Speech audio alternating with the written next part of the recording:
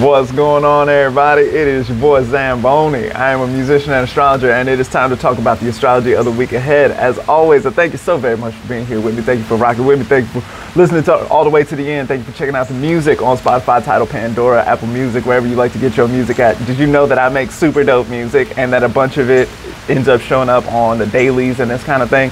It is available in those places. You can also get an astrology reading like this from me, about a 10-minute video where I sort of like break down whatever it is that's going on with you and look at your chart specifically for 10 minutes. So you can find that at zambonifunk.com/store. Thank you so much for checking that out. Thank you for checking out the podcast. A recent episode came out with Megan Kaminsky, who made an oracle deck for prairie divination. It's super dope. Check that out. There's so many things you can do. You can get an astrology reading, like a Zoom call, all type of things. You can find all that at zambonifunk.com. Let's check out the astrology of the week ahead. So this week we have, well, first things first here. Today we have the Venus Cazimi, right? So Venus has been retrograde for a while. That has been the star of the show for the whole summer, basically. So Venus has been moving backwards. The sun does not move backwards. The sun only goes direct. And so now there is this moment where they meet in the middle, and then Venus is going to come out on the other side.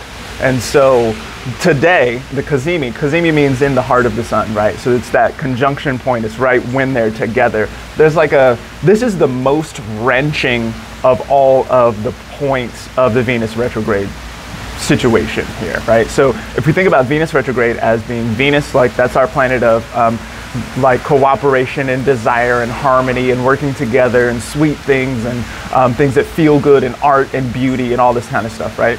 That moving backwards, not working as well as we want it to, not working properly, not getting to the sweetness in the way that we want to. And so having to maybe reevaluate, refocus, reinvent the approach in some kind of way, right? So that is moving backwards. That's what a Venus retrograde is about, that reevaluation point. Then we conjoin the sun, who also rules Leo, which is the spot where we are. So the sun is not only the center of gravity and like the sort of king, the sovereign, the one who's sort of in charge as far as like, like everybody follows the sun's path in the sky and this kind of thing, right? So not only that, but the sun is also ruling Leo, which is where this has been taking place. And so Leo's a space where we think about kind of like recognition and how the face looks and, like this sense of like solar stuff, like the way that we shine our light in the world and this kind of thing, right?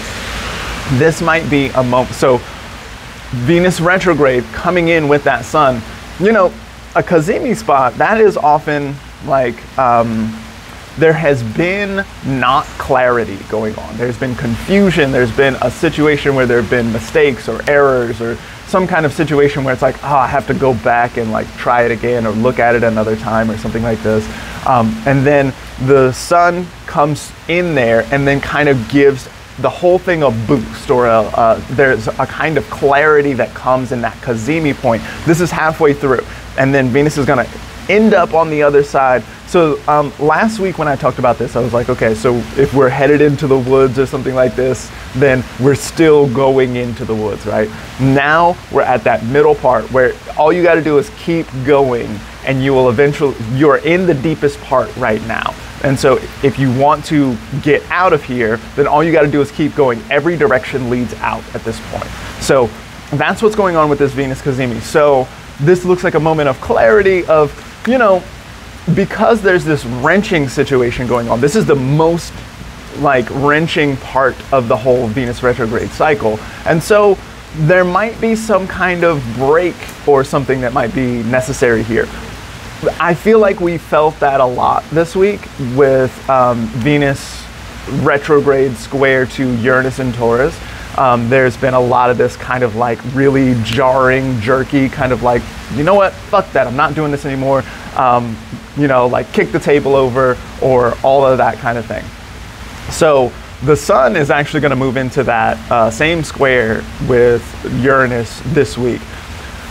I have felt like even though Jupiter is there in Taurus, I have felt like it's not as, like Jupiter there in Taurus is typically wants to stabilize or make things better or improve things in some way.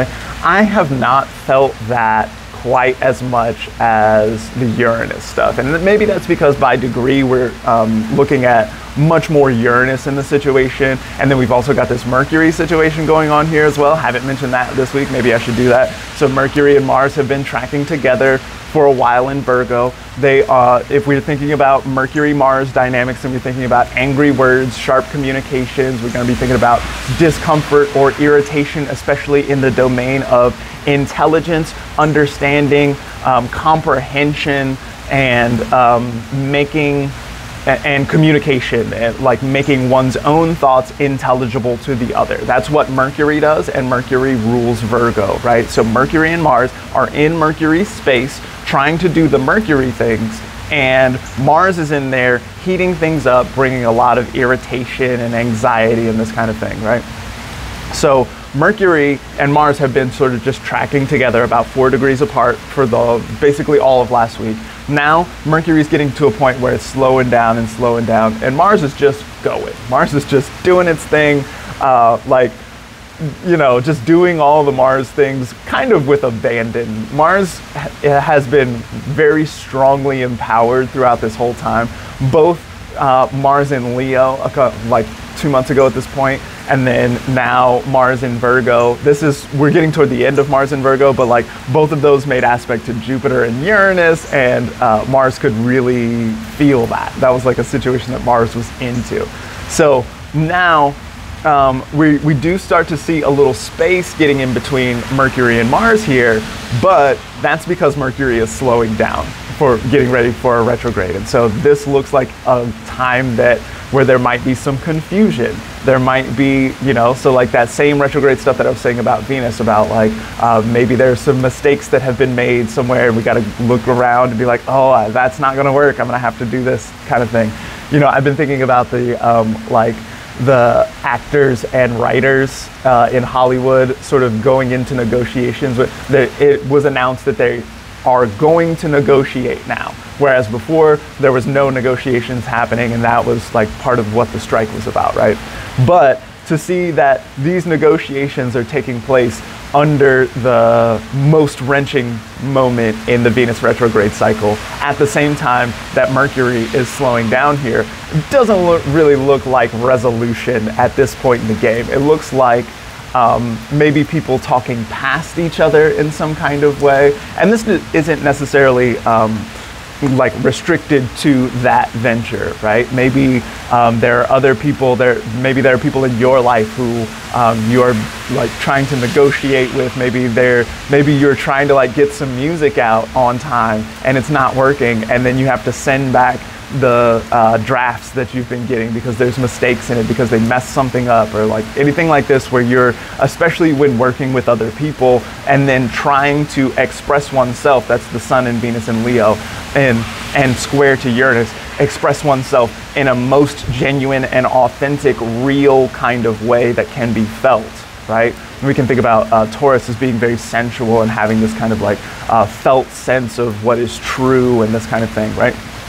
So trying to do that, and then finding that there's some mistakes or there's some issues going on here. There has never been a better time to save and double save and back up your work.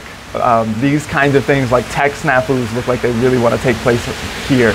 Even if somebody else didn't make a mistake, maybe the machine made a mistake for you. Maybe the other person made a mistake, and a machine made a mistake, and I made a mistake. Maybe all of these things can be happening all at the same time, right? So this looks like a time where there's a lot of that sort of stuff going on here, even in the midst of solar clarity, a sense of like, oh, I know what's really true now. I know what I want. I know what I'm after. So then the question becomes, how do I take what I know, this like unverified personal gnosis that I have in my head and in my heart, in my spirit, and how do I translate that into something that can be made useful by the other? that's the task this week. It's a lot to deal with, but I know we can make it. Thank you all so much for being here. Thank you for getting one of these 10-minute readings. That's super helpful for me, or sending a tip.